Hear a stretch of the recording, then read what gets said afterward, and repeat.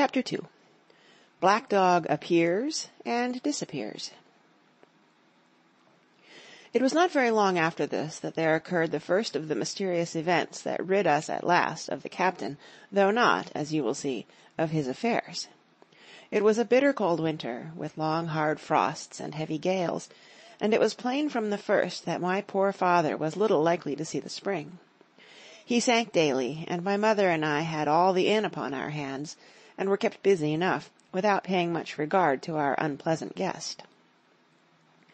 It was one January morning, very early, a pinching, frosty morning, the cove all grey with hoar-frost, the ripple lapping softly on the stones, the sun still low and only touching the hill-tops and shining far to seaward.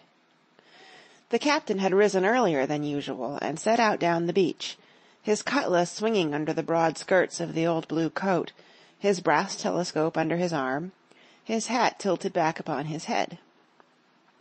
I remember his breath hanging like smoke in his wake as he strode off, and the last sound I heard of him, as he turned the big rock, was a loud snort of indignation, as though his mind was still running upon Dr. Livesey. Well, Mother was upstairs with Father, and I was laying the breakfast table against the captain's return, when the parlour door opened and a man stepped in on whom I had never set my eyes before. He was a pale, tallowy creature, wanting 2 fingers of the left hand, and, though he wore a cutlass, he did not look much like a fighter. I had always my eye open for seafaring men with 1 leg or 2, and I remember this one puzzled me. He was not sailorly, and yet he had a smack of the sea about him, too.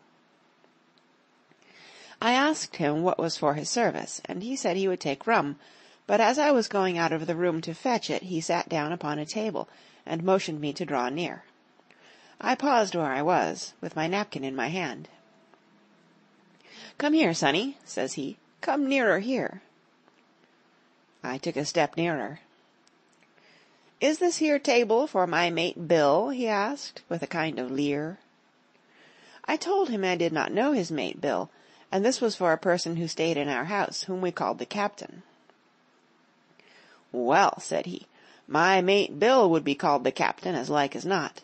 He has a cut on 1 cheek, and a mighty pleasant way with him, particularly in drink, has my mate Bill.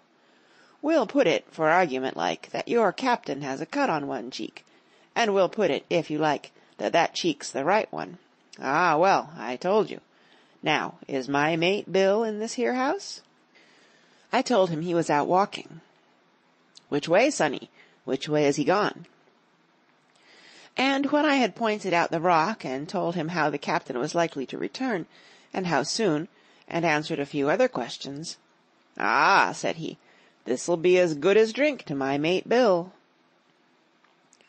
The expression of his face as he said these words was not at all pleasant, and I had my own reasons for thinking that the stranger was mistaken, even supposing he meant what he said, but it was no affair of mine, I thought, and besides it was difficult to know what to do. The stranger kept hanging about just inside the inn door, peering round the corner like a cat waiting for a mouse. Once I stepped out myself into the road, but he immediately called me back, and as I did not obey quick enough for his fancy, a most horrible change came over his tallowy face, and he ordered me in, with an oath that made me jump.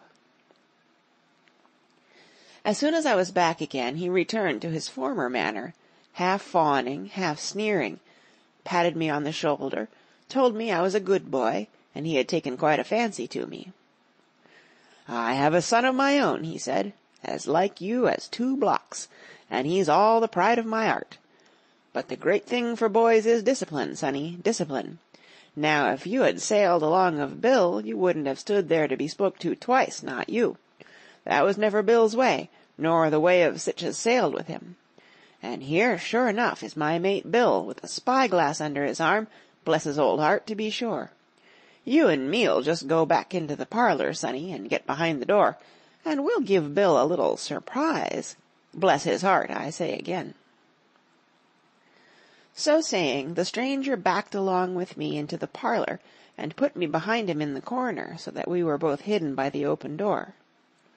I was very uneasy and alarmed, as you may fancy, and it rather added to my fears to observe that the stranger was certainly frightened himself. He cleared the hilt of his cutlass and loosened the blade in the sheath, and all the time we were waiting there he kept swallowing, as if he felt what we used to call a lump in the throat. At last in strode the captain, slammed the door behind him without looking to the right or left, and marched straight across the room to where his breakfast awaited him. "Bill," said the stranger, in a voice that I thought he had tried to make bold and big. The captain spun around on his heel and fronted us. All the brown had gone out of his face, and even his nose was blue. He had the look of a man who sees a ghost, or the evil one, or something worse, if anything can be, and upon my word I felt sorry to see him, all in a moment, turn so old and sick. "Come, Bill, you know me. You know an old shipmate, Bill, surely," said the stranger. The captain made a sort of gasp. "Black Dog," said he. "And who else?" returned the other, getting more at his ease. "Black Dog as ever was, come for to see his old shipmate Billy at the Admiral Benbow Inn. Ah, Bill, Bill, we have seen a sight of times, us two, since I lost them 2 talons," holding up his mutilated hand. "Now look here," said the captain. "You've run me down. Here I am. Well, then, speak up. What is it?" "That's you, Bill," returned Black Dog. "You're in the right of it, Billy. I'll have a glass of rum from this dear child here, as I've took such a liking to, and we'll sit down, if you please, and talk square, like old shipmates." When I returned with the rum, they were already seated on either side of the captain's breakfast table, Black Dog next to the door and sitting sideways, so as to have one eye on his old shipmate, and one, as I thought, on his retreat. He bade me go and leave the door wide open. "None of your keyholes for me, sonny," he said, and I left them together and retired into the bar. For a long time, though I certainly did my best to listen, I could hear nothing but a low gabbling, but at last the voices began to grow higher, and I could pick up a word or two, mostly oaths, from the captain. "No, no, no, no, and an end of it," he cried once, and again, "If it comes to swinging, swing all, say I." Then all of a sudden there was a tremendous explosion of oaths and other noises. The chair and table went over in a lump, a clash of steel followed, and then a cry of pain, and the next instant I saw Black Dog in full flight, and the captain hotly pursuing, both with drawn cutlasses, and the former streaming blood from the left shoulder. Just at the door, the captain aimed at the fugitive one last tremendous cut, which would certainly have split him to the chine if it had not been intercepted by our big signboard of Admiral Benbow. You may see the notch on the lower side of the frame to this day. That blow was the last of the battle. Once out upon the road, Black Dog, in spite of his wound, showed a wonderful clean pair of heels, and disappeared over the edge of the hill in half a minute. The captain, for his part, stood staring at the signboard like a bewildered man. Then he passed his hand over his eyes several times, and at last turned back into the house. "Jim," says he, "rum," and as he spoke he reeled a little and caught himself with one hand against the wall. "Are you hurt?" cried I. "Rum," he repeated. "I must get away from here. Rum, rum." I ran to fetch it, but I was quite unsteadied by all that had fallen out, and I broke one glass and fouled the tap, and while I was still getting in my own way, I heard a loud fall in the parlour, and running in, beheld the captain lying full length upon the floor. At the same instant my mother, alarmed by the cries and fighting, came running downstairs to help me. Between us we raised his head. He was breathing very loud and hard, but his eyes were closed, and his face a horrible colour. "Dear, dearie me," cried my mother, "what a disgrace upon the house, and your poor father sick." In the meantime we had no idea what to do to help the captain, nor any other thought but that he had got his death hurt in the scuffle with the stranger. I got the rum, to be sure, and tried to put it down his throat, but his teeth were tightly shut and his jaws as strong as iron. It was a happy relief for us when the door opened, and Dr. Livesey came in, on his visit to my father. "Oh, doctor," we cried, "what shall we do? Where is he wounded?" "Wounded? A fiddlestick's end," said the doctor. "No more wounded than you or I. The man has had a stroke, as I warned him. Now, Mrs. Hawkins, just you run upstairs to your husband, and tell him, if possible, nothing about it. For my part, I must do my best to save this fellow's trebly worthless life. And Jim, you get me a basin." When I got back with the basin, the doctor had already ripped up the captain's sleeve and exposed his great sinewy arm. It was tattooed in several places.